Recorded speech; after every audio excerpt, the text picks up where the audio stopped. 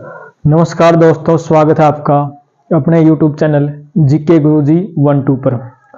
दोस्तों, जैसे कि हमने इससे जो पहले वीडियो बनाई थी उसमें हमने हिमालय पर्वत के बारे में पढ़ा था कि जो हिमालय पर्वत का जो विस्तार है वो कितने राज्यों में है, ठीक है, या इसकी कौन कौन सी पर्वत श्रेणियां हैं, या इसके नदियों के आधार पर कितने भागों में बांटा गया है, ठीक है। इन सब चीज़ों के बारे में हमने पढ़ लिया था। आज हम पढ़ेंगे कुछ पर्वतों के बारे में, पहाड़ियों के बारे में, जो कि अनेक राज्यों में फैली हुई है।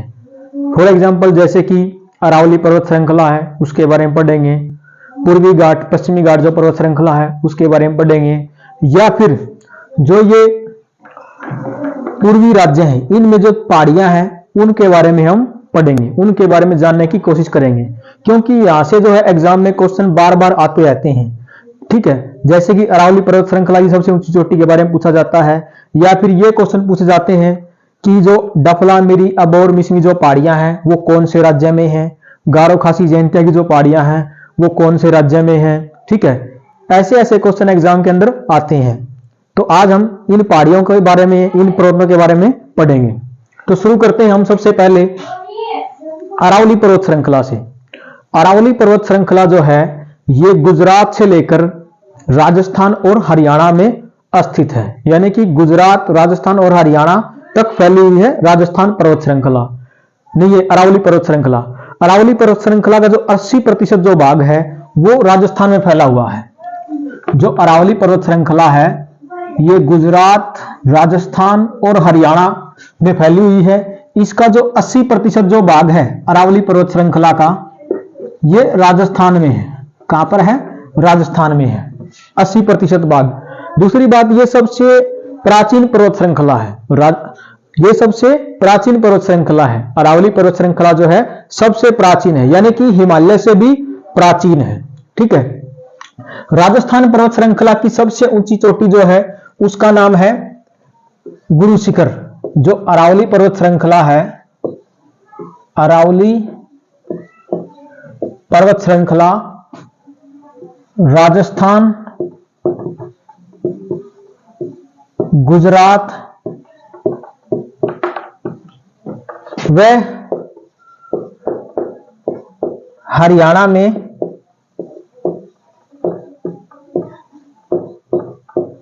फैली हुई है।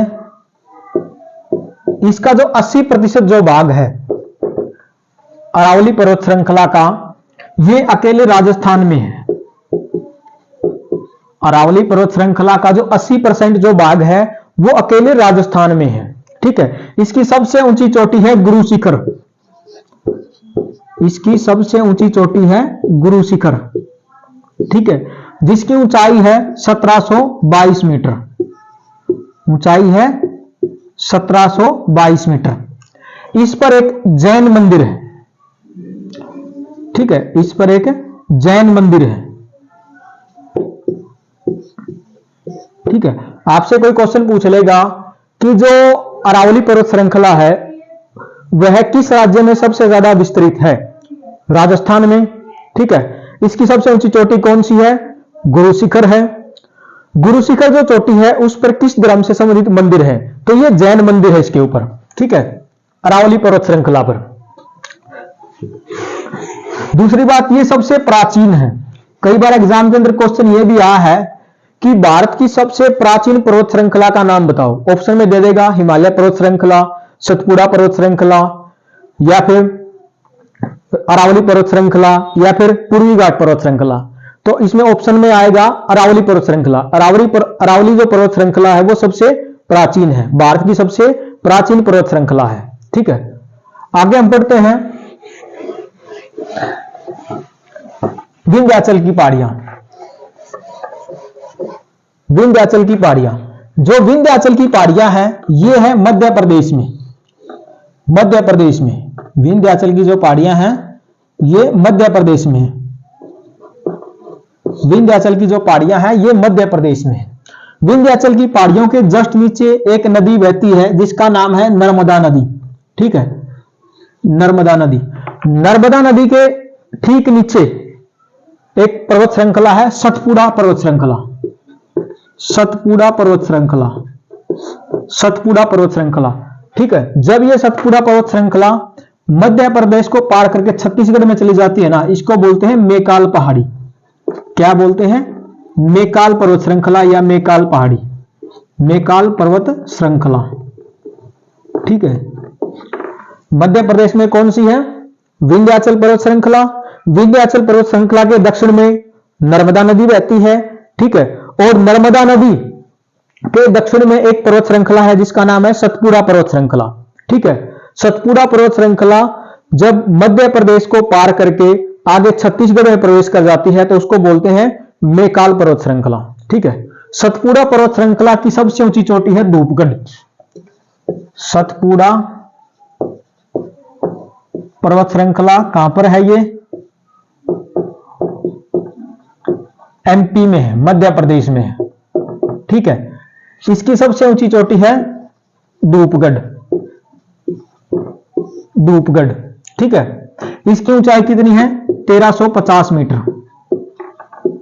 1350 मीटर है सतपुड़ा पर्वत श्रृंखला की। और जब ये सतपुड़ा पर्वत श्रृंखला मध्य प्रदेश को पार करके आगे छत्तीसगढ़ में चली जाती है तो इसको बोलते हैं हम मेकाल पर्वत श्रृंखला। मेकाल पर्वत श्रृंखला। मेकाल पर्वत श्रृंखला। ठीक है, मेकाल पर्वत श्रृंखला की सबसे ऊंची चोटी है अमरकंटक। अमरकंटक। ठीक है, मेकाल पर्वत श्रृंखला की सबसे ऊंची चोटी है अमरकंटक। इसकी ऊंचाई है 1036 मीटर। 1036 मीटर। ये जो अमरकंटक चोटी है यहां से एक नदी निकलती है जिसका नाम है नर्मदा नदी। नर्मदा नदी। ये क्वेश्चन कई बार एग्जाम में आया है कि नर्मदा नदी जो है वो किस पहाड़ी से या किस पर्वत चोटी से निकलती है, तो अमरकंटक से निकलती है नर्मदा नदी। ठीक है, और जो ये ताप्ती नदी है ये निकलती है धूपगढ़ चोटी से। ताप्ती जो नदी है ये निकलती है धूपगढ़ चोटी से। ठीक है, तो यहां से क्वेश्चन ये बनेगा कि जो सतपुड़ा पर्वत श्रृंखला है वो किस राज्य में स्थित है? मध्य प्रदेश में है। इसकी सबसे ऊंची चोटी कौन सी है? धूपगढ़ है। धूपगढ़ जो चोटी है वहां से कौन सी नदी निकलती है? ताप्ती नदी निकलती है। ठीक है, दूसरी बात क्वेश्चन ये पूछेगा कि जो मेकाल पर्वत श्रृंखला है इसकी सबसे ऊंची चोटी कौन सी है? अमरकंटक है। अमरकंटक से कौन सी नदी निकलती है? नर्मदा नदी निकलती है। ठीक है, या फिर क्वेश्चन ये पूछ लेगा कि नर्मदा व ताप्ती नदियां किस पहाड़ी से निकलती हैं? तो सतपुड़ा की पहाड़ी से निकलती हैं, क्योंकि ये जो मेकाल पर्वत श्रृंखला है ये सतपुड़ा पहाड़ी का ही पार्ट है। ठीक है, छत्तीसगढ़ में इसको मेकाल पर्वत श्रृंखला के नाम से जानते हैं। ठीक है, तो ये थी सतपुड़ा पर्वत श्रृंखला, मेवात मेकाल पर्वत श्रृंखला और विंध्याचल पर्वत श्रृंखला। कई बार क्वेश्चन एग्जाम में ये आता है कि नर्मदा और ताप्ती नदियों के बीच में, नर्मदा व ताप्ती नदियों के बीच में कौन सी पर्वत श्रृंखला है? तो ये आएगा सतपुड़ा पर्वत श्रृंखला। नर्मदा व ताप्ती नदियों के बीच में कौन सी पर्वत श्रृंखला है? तो इसका आंसर आएगा सतपुड़ा पर्वत श्रृंखला। सतपुड़ा पर्वत श्रृंखला के उत्तर में तो नर्मदा नदी बहती है और दक्षिण में ताप्ती नदी बहती है। ठीक है, जो ये सतपुड़ा पर्वत श्रृंखला है ये एक ब्लैक फॉरेस्ट पर्वत का उदाहरण है। ब्लैक फॉरेस्ट पर्वत यानी कि दो नदियों के बीच में स्थित पर्वत। ब्लैक फॉरेस्ट पर्वत उसे कहते हैं जो दो नदियों के बीच में स्थित होता है, जिसके उत्तर या दक्षिण या पूर्व या पश्चिम में से नदी बहती है, उसको बोलते हैं ब्लैक फॉरेस्ट पर्वत। ठीक है, तो सतपुड़ा पर्वत श्रृंखला जो है वो ब्लैक फॉरेस्ट पर्वत का उदाहरण है। ठीक है, इसको नोट कर लेना।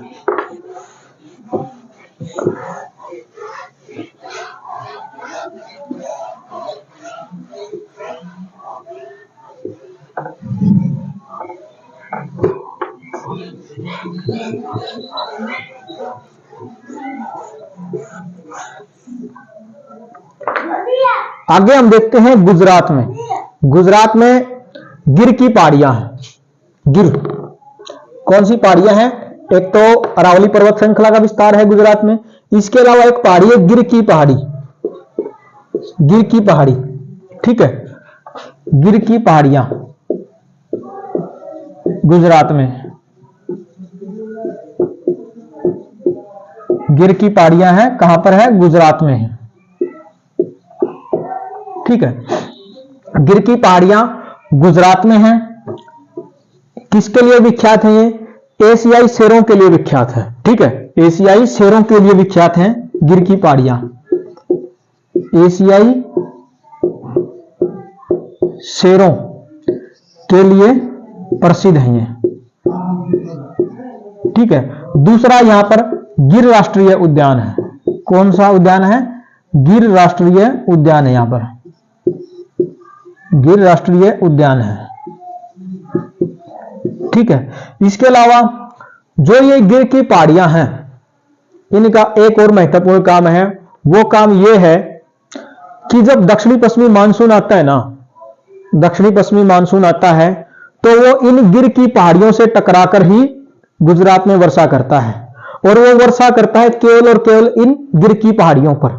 ठीक है, वर्षा करता है केवल और केवल गिर की पहाड़ियों पर। दक्षिणी पश्चिमी मानसून के समय में गुजरात में जो वर्षा होती है, वो दक्षिणी पश्चिमी मानसून की जो हवाएं गिर की पहाड़ियों से टकराती हैं, इसी क्षेत्र में यहां पर वर्षा होती है दक्षिणी पश्चिमी मानसून के द्वारा, गिर की पहाड़ियों वाले क्षेत्र में। ठीक है, ये पॉइंट भी नोट करिएगा। एशियाई शेरों के लिए प्रसिद्ध है और गिर राष्ट्रीय उद्यान यहां पर स्थित है। ठीक है,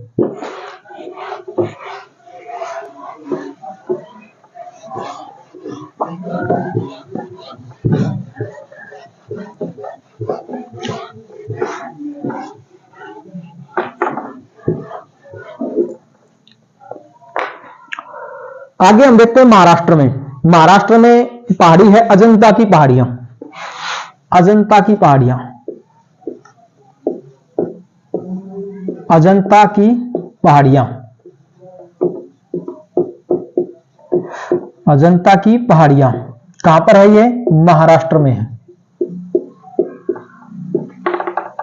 अजंता की जो पहाड़ियां हैं ये महाराष्ट्र में है। ठीक है, ये किस लिए प्रसिद्ध है? ये एलिफेंटा, एलोरा व अजंता की जो गुफाएं हैं ना, उसके लिए प्रसिद्ध है। अजंता,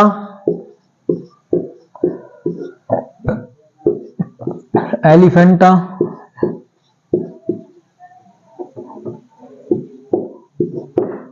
व एलोरा की जो गुफाएं हैं। ठीक है, अजंता व एलिफेंटा या एलोरा की जो गुफाएं हैं उसके लिए प्रसिद्ध है अजंता की पहाड़ियां। ये जो गुफाएं हैं ये जैन धर्म व बौद्ध धर्म से संबंधित है, और यूनेस्को की जो यूनेस्को है, यूनाइटेड नेशन जो विश्व विरासत सूची जारी करता है ना, उसकी जो सांस्कृतिक सूची है उसमें शामिल है अजंता व एलिफेंटा की गुफाएं। ठीक है, और ये अजंता की पहाड़ियां इनके लिए ही प्रसिद्ध है, इन अजंता की गुफाओं के लिए ही प्रसिद्ध है। ठीक है, ये महाराष्ट्र में है।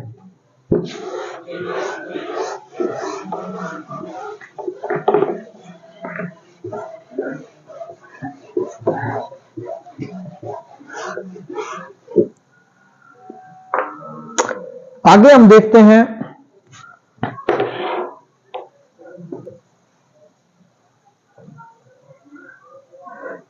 पूर्वी घाट पर्वत या पश्चिमी घाट पर्वत। पूर्वी घाट पर्वत और पश्चिमी घाट पर्वत, यह है पश्चिमी घाट पर्वत और यह है पूर्वी घाट पर्वत श्रृंखला। ये जहां आकर मिलती है ना, उसको बोलते हैं हम नीलगिरी पर्वत श्रृंखला। नीलगिरी पर्वत श्रृंखला। पूर्वी घाट और पश्चिमी घाट जो पर्वत श्रृंखलाएं हैं जो यहां आकर मिलती हैं, उसको बोलते हैं नीलगिरी पर्वत श्रृंखला। ठीक है, या नीलगिरी पर्वत। ठीक है, नीलगिरी पर्वत जो है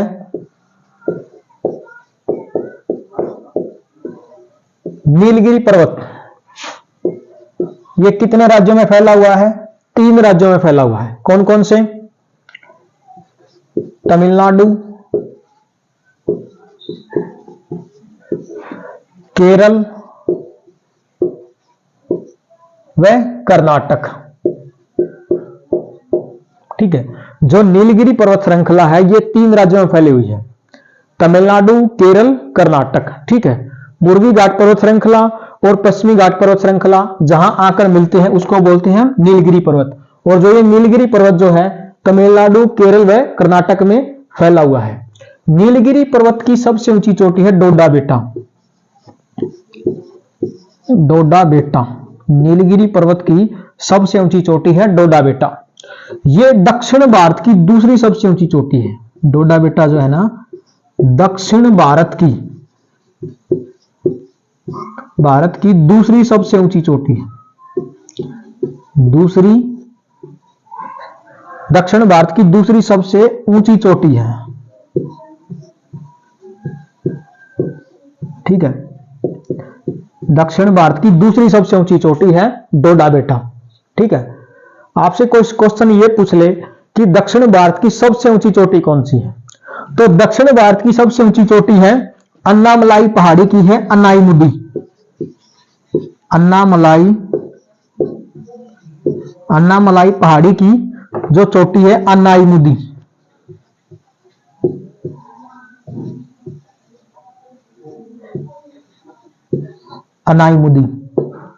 अन्नामलाई पहाड़ी की जो अनाईमुदी चोटी है वो दक्षिण भारत की सबसे ऊंची चोटी है। दक्षिण भारत की सबसे ऊंची चोटी है अनाईमुदी। ठीक है, जो अन्नामलाई पहाड़ी की है।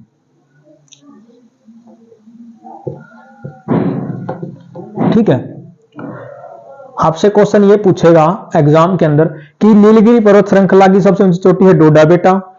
दक्षिण भारत की दूसरी सबसे ऊंची चोटी कौन सी है? डोडा बेटा। दक्षिण भारत की सबसे ऊंची चोटी है अनाईमुदी।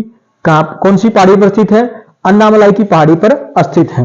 और जो अन्नामलाई की जो पहाड़ियां हैं ये केरल और तमिलनाडु में स्थित है। केरल और तमिलनाडु में स्थित है।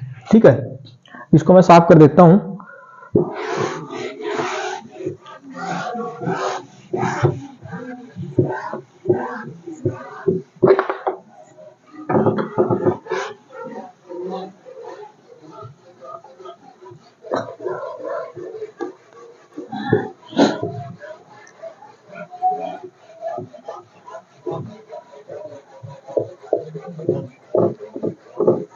मैंने आपको बताया था कि पूर्वी घाट पर्वत श्रृंखला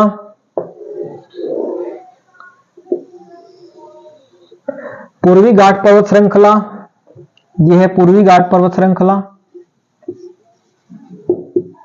ठीक है, और यह है पश्चिमी घाट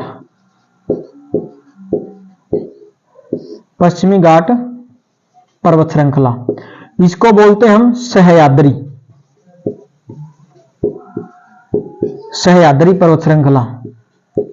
ठीक है, इसको बोलते हैं महेंद्रगिरी पर्वत श्रृंखला या महेंद्रगिरी पर्वत।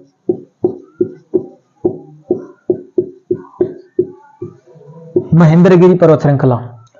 तो पूर्वी घाट और पश्चिमी घाट जहां आकर मिलते हैं इसको बोलते हैं नीलगिरी पर्वत। ठीक है, उस जगह को क्या बोलते हैं? नीलगिरी पर्वत। नीलगिरी पर्वत की सबसे ऊंची चोटी है डोडा बेटा।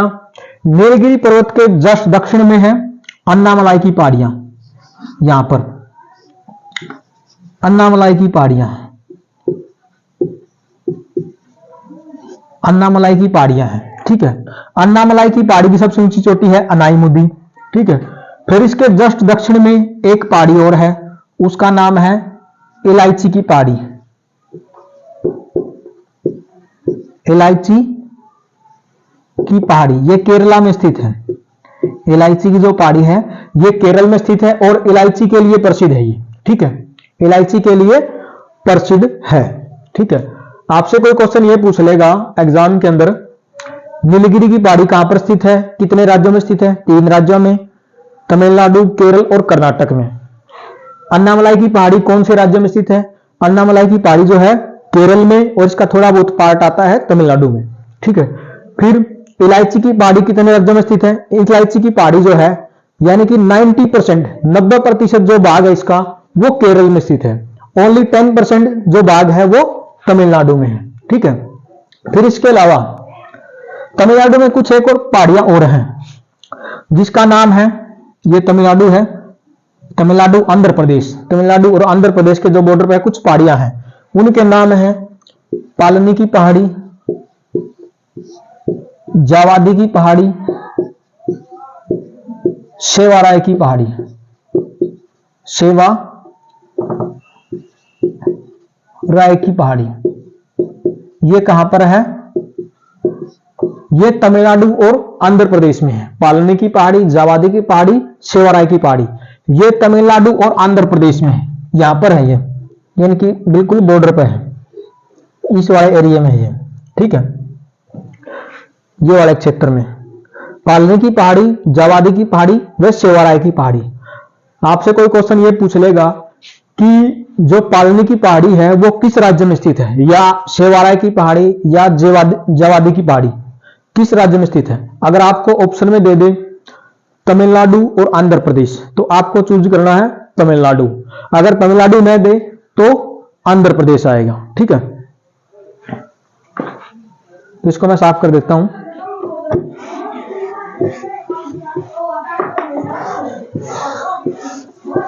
तो पूर्वी घाट और पश्चिमी घाट में ये पहाड़ियां हैं। कौन कौन सी पहाड़ियां हैं? जावादी की पहाड़ी, पालनी की पहाड़ी, सेवाराय की पहाड़ी। ये तो पूर्वी घाट की पहाड़ियां हैं। और पश्चिमी घाट की कौन कौन सी पहाड़ियां हैं? जैसे कि अजंता की पहाड़ियां हैं, नीलगिरी की पहाड़ी है, अन्नामलाई की पहाड़ी है, इलायची की पहाड़ियां हैं, ये सह्याद्री पर्वत श्रृंखला की पहाड़ियां हैं, ठीक है।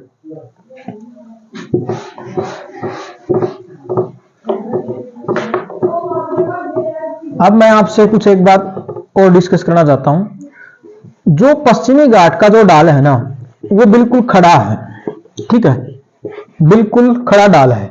पश्चिमी घाट का जो ढाल है वो बिल्कुल खड़ा है, ठीक है, ऐसे है, बिल्कुल ऐसे है। पश्चिमी घाट जो पर्वत श्रृंखला का जो ढाल है वो बिल्कुल ऐसे है, ठीक है। और जो पूर्वी घाट पर्वत श्रृंखला है उसका जो ढाल है वो बिल्कुल समतल है, ऐसे,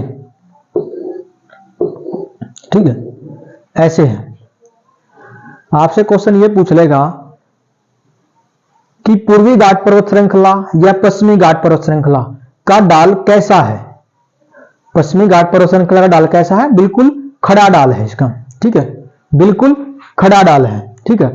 आप देखना कि ज्यादातर जो झरने हैं ना वो आपको यहीं पर देखने को मिलेंगे। जो गरसोप्पा जलप्रपात या और भी जितने भी जलप्रपात हैं, झरने हैं, वो पश्चिमी घाट पर्वत श्रृंखला की तरफ देखने को मिलेंगे, क्योंकि इसका जो ढाल है वो बिल्कुल खड़ा है, ठीक है। दूसरा, जो पूर्वी घाट पर्वत श्रृंखला है इसकी तरफ जो नदियां बहती हैं, जैसे कि कृष्णा, गोदावरी, कावेरी, महानदी, गंगा नदी, ये जो नदियां हैं जो पूर्वी घाट पर्वत श्रृंखला से बहकर बंगाल की खाड़ी में गिरती हैं, ये डेल्टा का निर्माण करती हैं, डेल्टा, ठीक है। और जो पश्चिमी घाट पर्वत श्रृंखला की जो नदियां हैं, जो पश्चिमी घाट पर्वत श्रृंखला से निकलकर अरब सागर में जो नदियां गिरती हैं वो एस्चुरी का निर्माण करती हैं, जवार नद मुख का निर्माण करती हैं, ठीक है। ये पॉइंट याद रखना, ठीक है।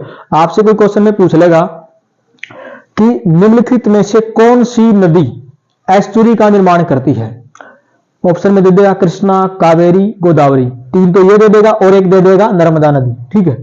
तो जो नर्मदा, ताप्ती या और भी जो यहां पर बहने वाली नदियां वो सभी की सभी एस्चुरी का निर्माण करती हैं।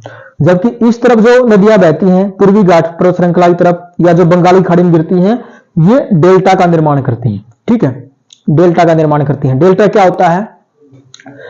जब नदियां अपने साथ जो बालू, मिट्टी, कंकड़, पत्थर लेकर आती है ना, तो समुद्र में मिलने से पहले उस मिट्टी को या उन कंकड़ पत्थरों को अपने मार्ग में डाल देती हैं, अर्थात अपना ही मार्ग रोक लेती हैं, अपने मार्ग को अवरुद्ध कर लेती हैं, ठीक है।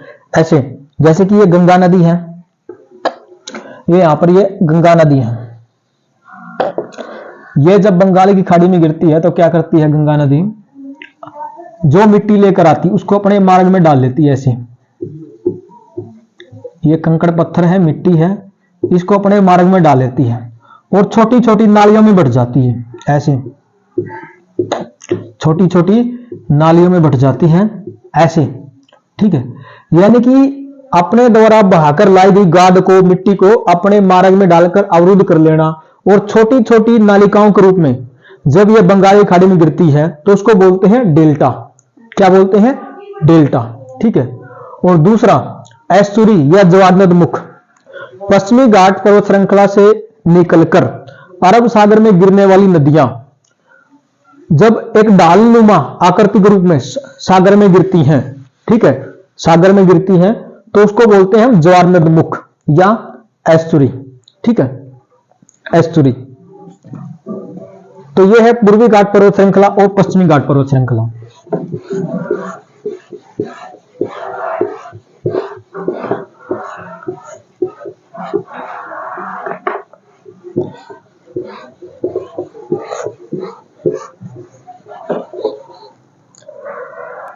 अब हम पढ़ लेते हैं जो पूर्वोत्तर राज्य हैं इनमें कौन कौन सी पहाड़ियां हैं। जो पूर्वोत्तर राज्य हैं जैसे कि मेघालय में 3 पहाड़ियां हैं, गारो, खासी, जयंतिया। मेघालय में 3 पहाड़ियां हैं, गारो, खासी और जयंतिया। गारो, खासी, जयंतिया। ठीक है, गारो, खासी, जयंतिया मेघालय में ये 3 पहाड़ियां हैं। ठीक है, ये जो पहाड़ियों के जो नाम रखे गए हैं गारो, खासी, जयंतिया, ये यहाँ की 3 जनजातियां भी हैं। इन पहाड़ियों पर रहने वाली 3 जनजातियां भी हैं, गारो, खासी, जयंतिया। जो खासी पहाड़ी है ना, इस पर मेघालय की राजधानी है शिलांग। इस पर मेघालय की राजधानी है शिलांग। इसके अलावा खासी पहाड़ी पर दुनिया का सबसे अधिक वर्षा वाला स्थान है मासीनराम। मासीनराम जो है कहां पर है? खासी पहाड़ी पर है। विश्व का सर्वाधिक वर्षा वाला जो स्थान है मासीनराम, वो खासी पहाड़ी पर स्थित है। ठीक है, मासीनराम। गारो, खासी, जयंतिया मेघालय की पहाड़ियां हैं। जो शिलोंग जो मेघालय की राजधानी है वो खासी पहाड़ी पर स्थित है। ठीक है, दुनिया का सर्वाधिक वर्षा वाला स्थान मासीनराम, ये भी खासी पहाड़ी पर स्थित है। गारो, खासी, जयंतिया जो है, गारो, खासी, जयंतिया ये 3 पहाड़ियां भी हैं और मेघालय की 3 प्रमुख जनजातियां भी हैं। ठीक है, एसटी कैटेगरी है तीनों की तीनों। ठीक है, आगे देखो।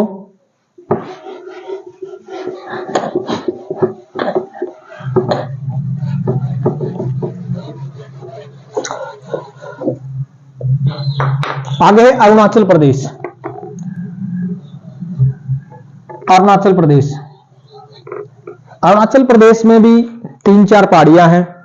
ठीक है, कौन कौन सी हैं अरुणाचल प्रदेश में?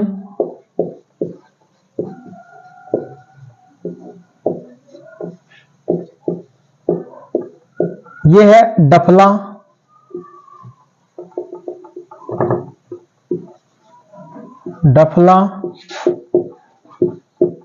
मिरी,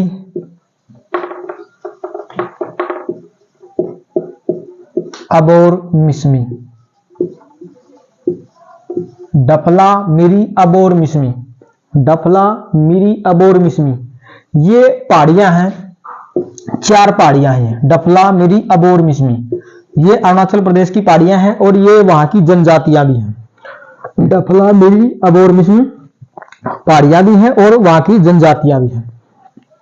फिर है नागालैंड। नागालैंड में है नागा पहाड़ी। नागालैंड में जो पहाड़ियां हैं उसको बोलते हैं नागा पहाड़ी।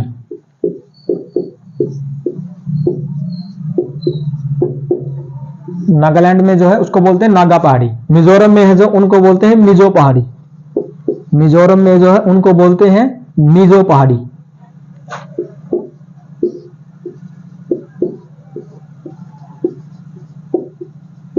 मिजो पहाड़ी।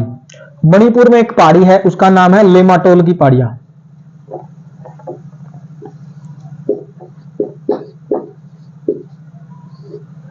मणिपुर में एक पहाड़ी है उसका नाम है लेमाटोल की पहाड़ियां।